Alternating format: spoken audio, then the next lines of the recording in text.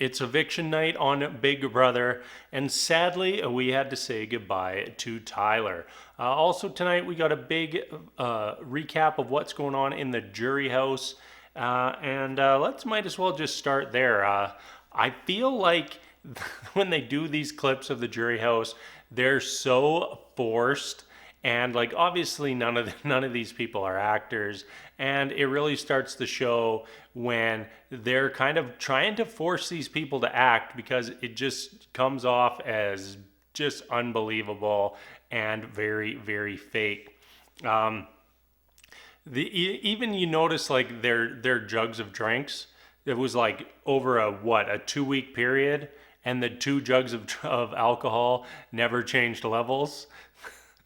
When Davon and Ian went to take their drinks, like they didn't actually take drinks. Like it's so fake and staged. Like why even have that? Why not just have one big jury thing at the end of the season? Like we don't need to check in to see how Ian's doing playing backgammon by himself. We just don't. It just doesn't add anything to the game, in my opinion. And I would much rather see more of the strategy and gameplay from inside the house, because I kind of got the sense that there was a little more there that we weren't seeing. You know, when we actually came time to vote,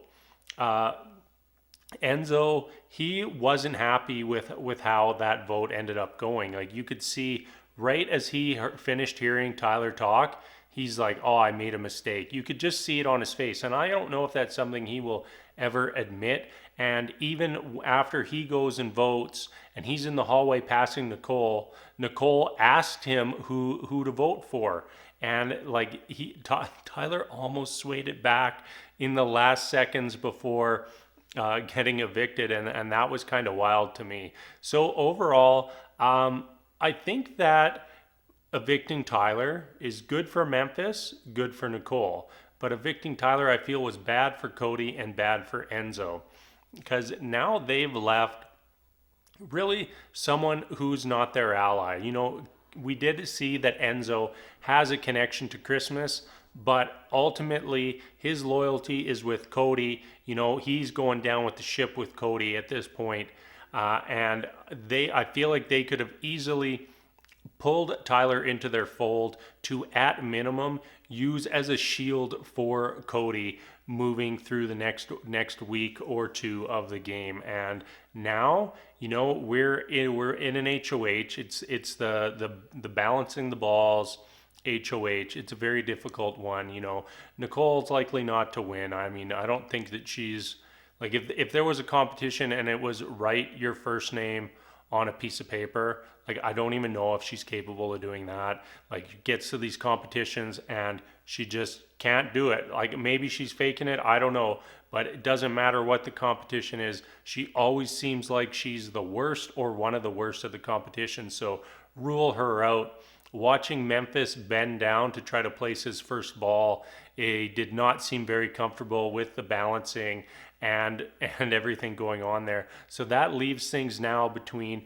Enzo and Christmas. You know, Christmas is fit, she's in shape, she's done well on other balanced things this season. So you have to kind of think all of a sudden Christmas is probably going to win HOH. And who are her targets going to be? Well, in my book, it's going to be Cody and Nicole. So Cody just evicts Tyler and now ends up getting put up on the block by the person that didn't go home. And that to me could be a fatal error for him moving forward. Whether or not he would have been able to convince Enzo and Nicole to vote out Christmas, I don't know. But could be a huge strategic mistake for both Cody and Enzo, especially for Cody. What else is there to talk about tonight? You know, cliffhanger, HOH, Tyler gets evicted. We get that really cringy recap of the jury house. And that is about it. So I guess we'll be back here again on Monday night. No more Sunday night Big Brother. We're moved to Monday, and hopefully COVID doesn't delay any more football games onto Monday night to screw up next week again. So until next week, as always, thank you so much for watching, and we'll see you next time.